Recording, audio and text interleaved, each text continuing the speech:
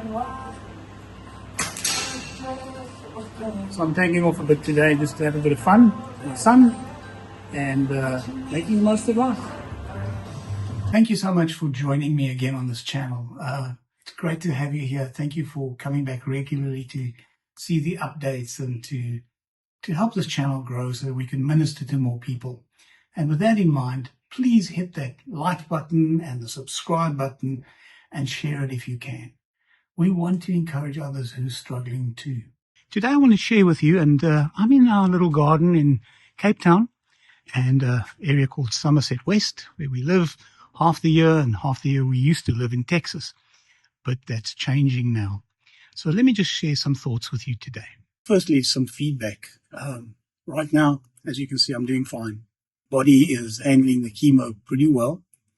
And thank you for the prayers that are going out every day. I want to share something today with you about what the Bible says, that we should number our days or count our days. And that will lead to a heart of wisdom. In other words, we need to apply our mind to the brevity of life. And in my case, of course, with a diagnosis that actually numbers your days, as it were, or your weeks or months at least. You're no longer thinking in terms of years, but in terms of months. It forces you to take cognizance of that. And so you need to count your days and be aware of life, the shortness of it, and how little time is left. But the wisdom aspect of that helps you not only to count your days, but to make your days count. And that's what I want to share with you today. We need to be able to use the days we have left, whether we're sick or not, whether we are terminal or not. Use them well. Because no matter who you are, you don't know how long you have left. And so in my case, I have to be very aware of the fact that I have a lot to do in a short time. I'm the CEO of a large mission organization, and I have to hand over to my successor.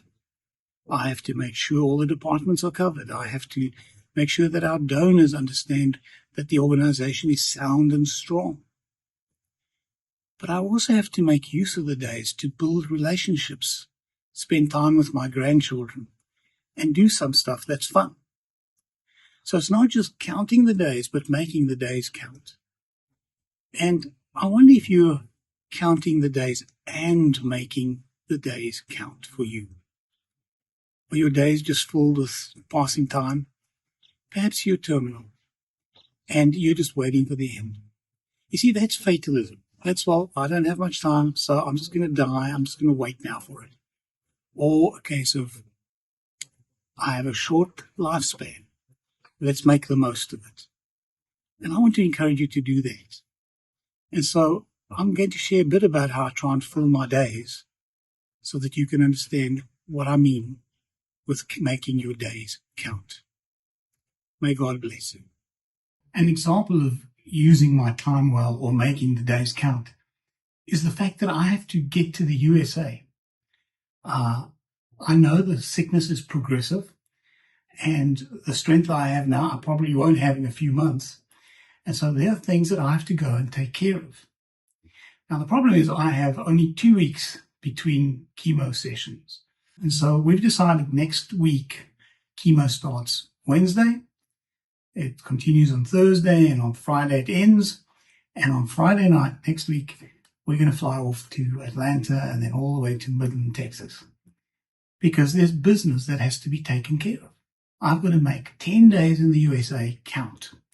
Seeing people, doing banking, selling a car, taking care of business, greeting friends, visiting our church.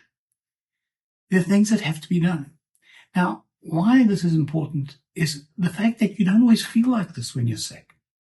So not every day is roses. I'm still early in my sickness, and I know some people out there are way down the line and really struggling with energy levels, with fatigue, with sickness, with pain.